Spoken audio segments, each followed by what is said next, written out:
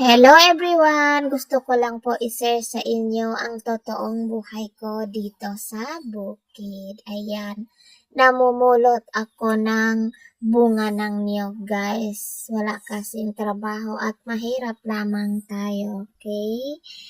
Tuwang-tuwa ako guys pag may nahulog na bunga ng niyog. Kaya pupulutin ko tapos ibebenta ko.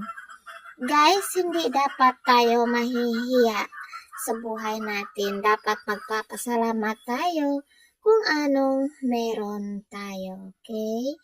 Yan ang aking trabaho araw-araw guys. Wala kasi akong trabaho. Wala tayong mapagtrabahuhan dito sa bukid. Kaya guys, namumulot na lang tayo ng bunga ng niyog. Tapos ibebenta natin. Alam mo guys, mura lang yan sa isang piraso, maybe 5 pesos lang, pero okay na yan, at least meron, kaysa naman wala, diba guys?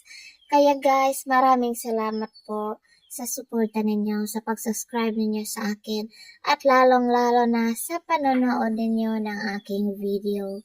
Maraming salamat po, tanging kayo na lang po ang makakatulong sa akin at walang iba kundi mga kayo ang subscriber ko. Maraming salamat po. Bye-bye!